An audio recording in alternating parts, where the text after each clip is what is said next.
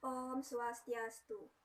Perkenalkan, nama saya Niketut Budi Sumardani dengan NIM 1717051081.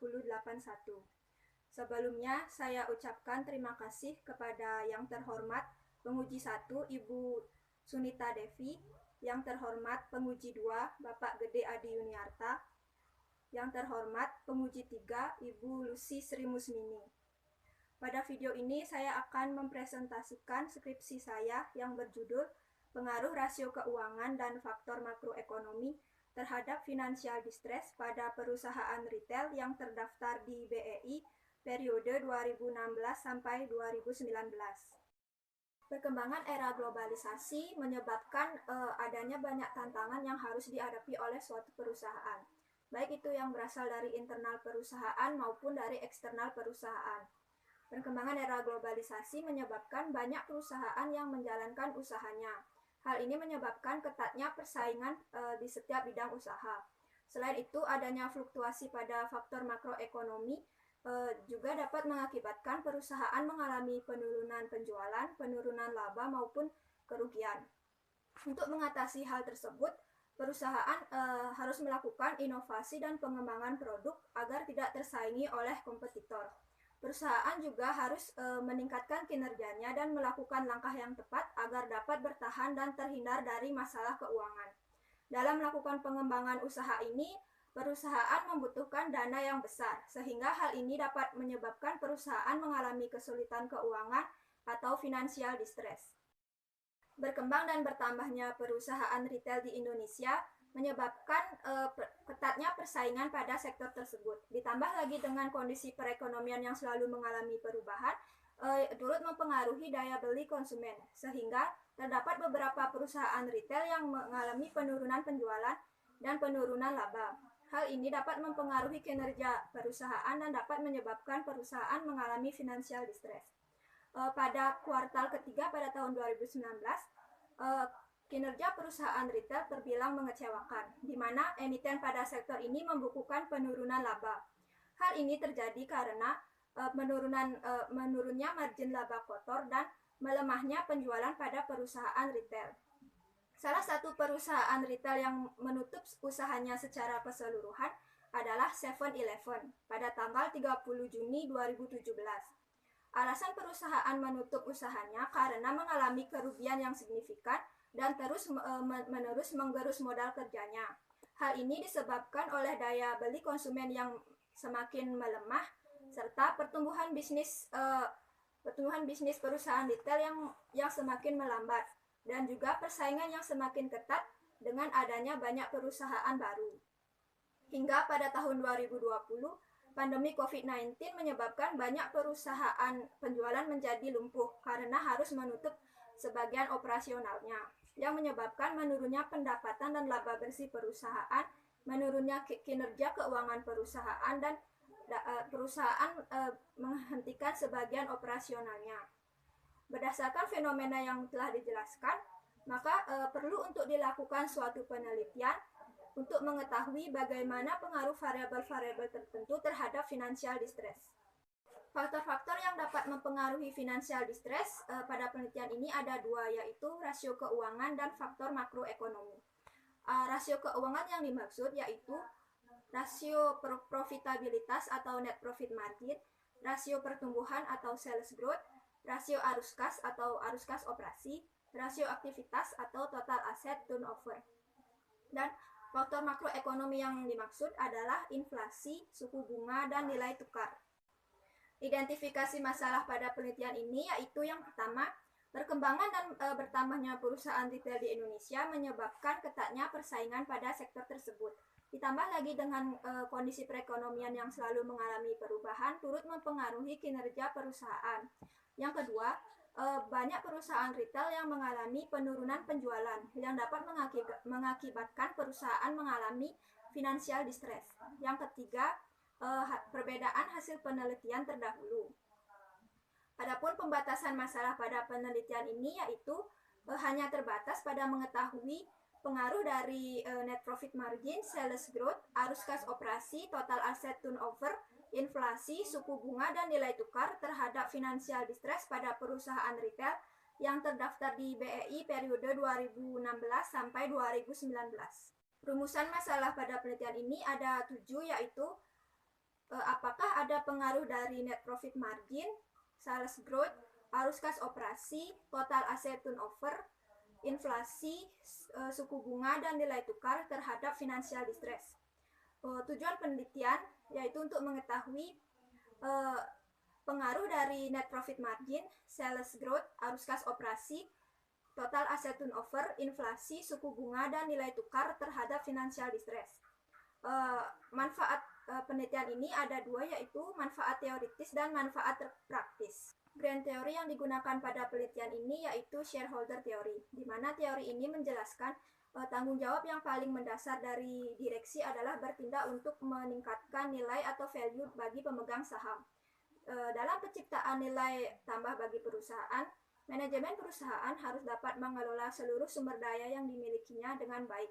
Apabila seluruh sumber daya yang dimilikinya dapat dikelola dan dimanfaatkan dengan baik, maka akan dapat menciptakan nilai tambah bagi perusahaan, sehingga dapat meningkatkan kinerja keuangan perusahaan dan berdampak pada keberhasilan perusahaan, sehingga akan terhindar dari financial distress.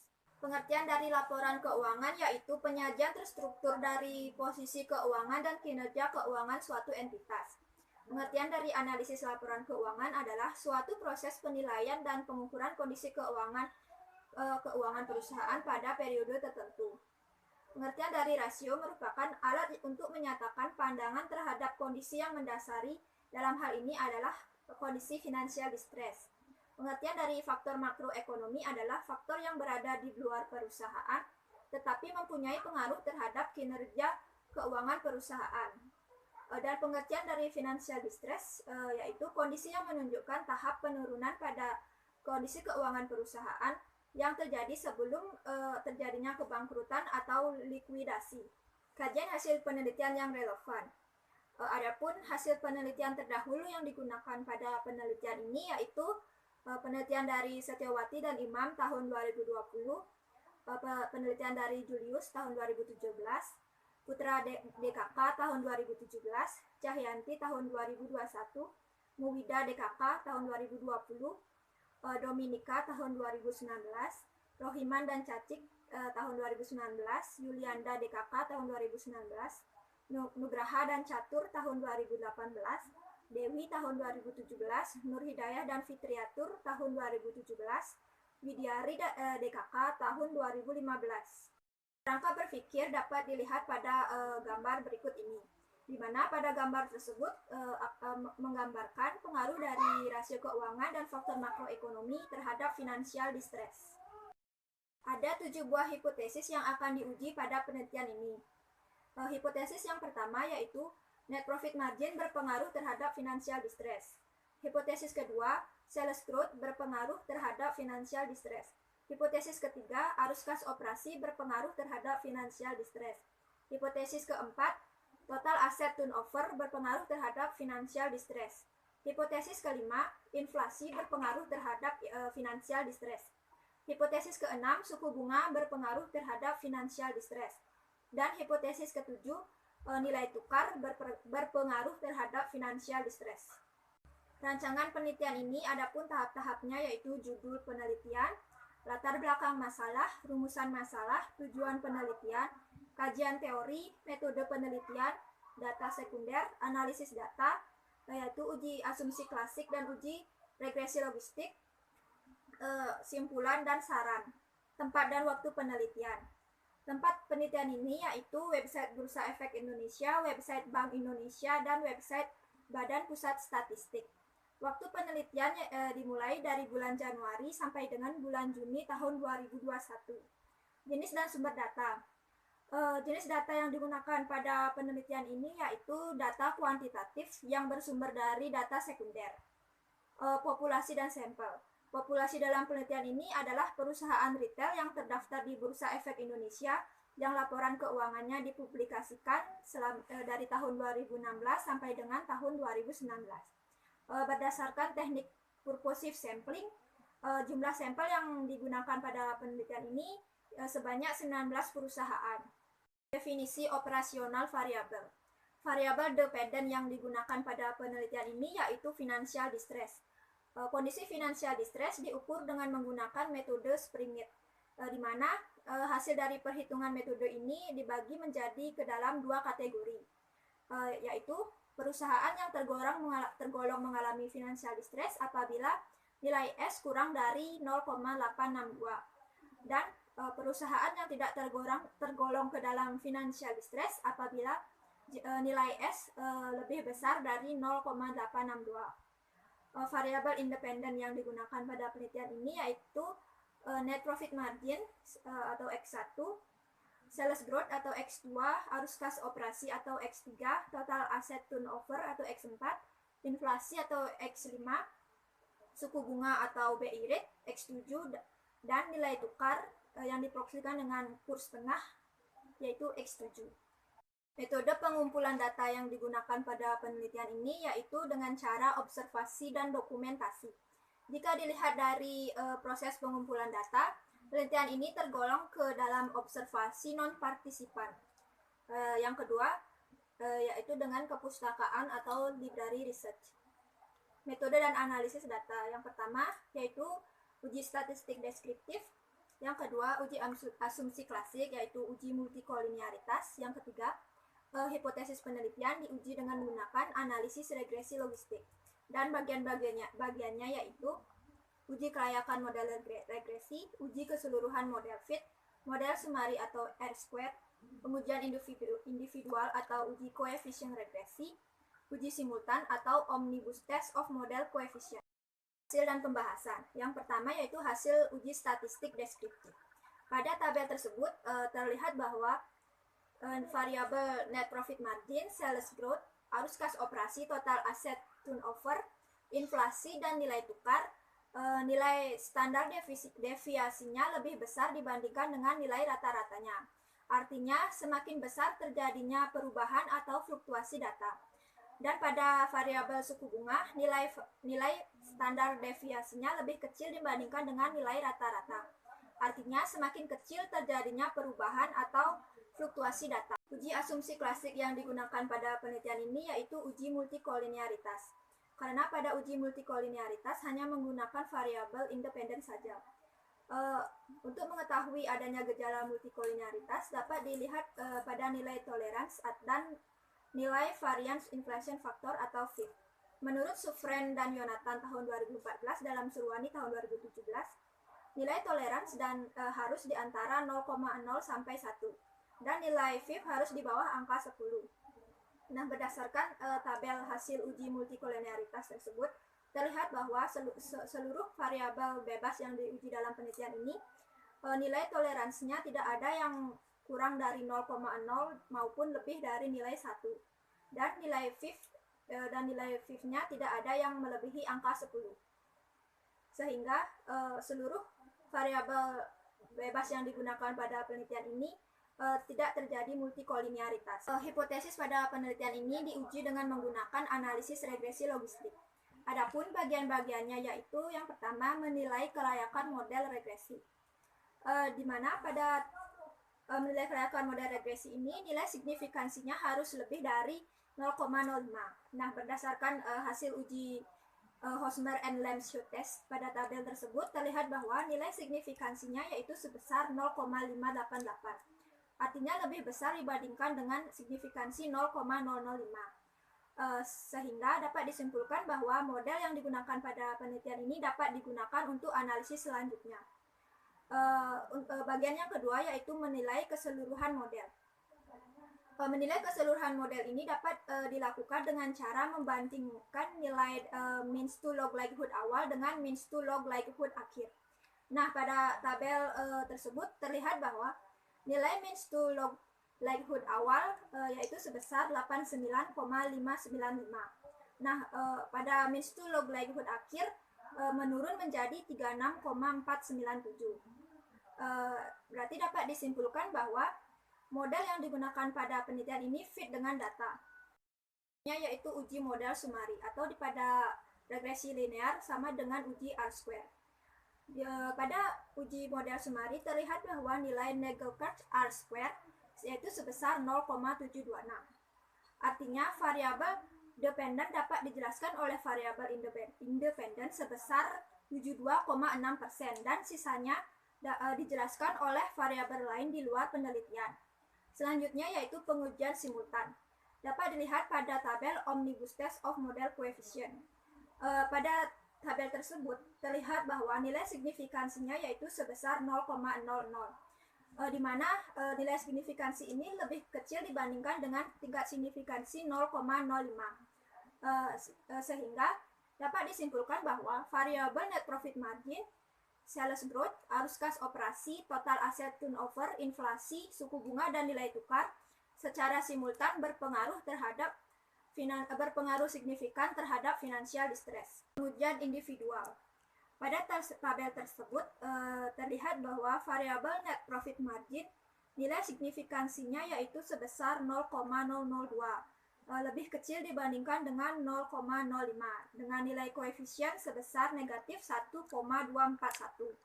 Pada variabel sales growth, nilai signifikansinya sebesar 0,116, lebih besar dibandingkan dengan 0,05 dengan nilai koefisien sebesar 0,002. Pada variabel arus kas operasi, nilai signifikansinya sebesar 0,210, lebih besar dibandingkan dengan 0,05 dengan nilai koefisien sebesar 1,846. Pada variabel total aset turnover, nilai signifikansinya yaitu sebesar 0,026, lebih kecil dibandingkan dengan 0,05 dengan nilai koefisien sebesar negatif 0,446. Selanjutnya variabel inflasi, nilai signifikansinya yaitu sebesar 0,984, lebih besar dibandingkan dengan 0,05 dengan nilai koefisien sebesar negatif 0,034. Pada variabel suku bunga, nilai signifikansinya yaitu sebesar 0,571, lebih besar dibandingkan dengan 0,05 dengan nilai koefisiennya sebesar negatif 1,368. Dan variabel nilai tukar, nilai signifikansinya yaitu sebesar 0,245, lebih besar dibandingkan dengan 0,05 dengan nilai koefisien sebesar 0,005. Pembahasan hasil penelitian yang pertama, net profit margin berpengaruh negatif signifikan terhadap financial distress. Artinya, hipotesis pertama diterima. Yang kedua, sales growth berpengaruh positif tidak signifikan terhadap financial distress. Artinya, hipotesis kedua ditolak. Yang ketiga, arus kas operasi berpengaruh positif tidak signifikan terhadap financial distress. Artinya, hipotesis ketiga ditolak. Yang keempat, total aset turnover berpengaruh negatif signifikan terhadap financial distress. Artinya, hipotesis keempat diterima. Yang kelima, inflasi berpengaruh negatif tidak signifikan terhadap financial distress. Artinya, hipotesis kelima ditolak. Yang keenam, suku bunga berpengaruh negatif tidak signifikan terhadap financial distress. Artinya, hipotesis keenam ditolak. Yang ketujuh, nilai tukar berpengaruh positif tidak signifikan terhadap financial distress. Artinya, hipotesis ketujuh ditolak. Implikasi dari hasil penelitian ini yaitu dapat digunakan sebagai bahan evaluasi bagi perusahaan untuk melakukan perbaikan, meningkatkan penjualan dan laba, mengelola arus kas dan aset, dan melakukan manajemen risiko terhadap faktor makroekonomi agar dapat menciptakan nilai tambah bagi perusahaan dan dapat meningkatkan kinerja perusahaan agar terhindar dari financial distress. Kesimpulan pada penelitian ini yaitu yang pertama, net profit margin berpengaruh terhadap financial distress. Yang kedua, sales growth tidak berpengaruh terhadap financial distress. Yang ketiga, arus kas operasi tidak berpengaruh terhadap financial distress. Yang keempat, total asset turnover berpengaruh terhadap financial distress. Yang kelima, inflasi tidak berpengaruh terhadap financial distress. Yang keenam, suku bunga tidak berpengaruh terhadap financial distress. Dan yang ketujuh, nilai tukar tidak berpengaruh terhadap financial distress. Saran penelitian ini yang pertama ditujukan kepada manajemen perusahaan, di mana hasil penelitian ini diharapkan dapat digunakan oleh manajemen perusahaan sebagai bahan untuk pengambilan keputusan dalam hal mengatur kinerja keuangannya agar perusahaan dapat terhindar dari financial distress dan dapat menciptakan nilai perusahaan yang baik di mata investor. Yang kedua, bagi peneliti selanjutnya. Bagi peneliti selanjutnya dapat menggunakan atau menambahkan variabel lain yang kemungkinan dapat berpengaruh terhadap financial distress, menggunakan sektor lain agar dapat menggunakan sampel yang lebih banyak, dan juga dapat menambahkan periode penelitian agar penelitian menunjukkan hasil yang lebih relevan. Sekian presentasi dari saya tutup dengan Parama Santi. Om Santi Santi Santi Om.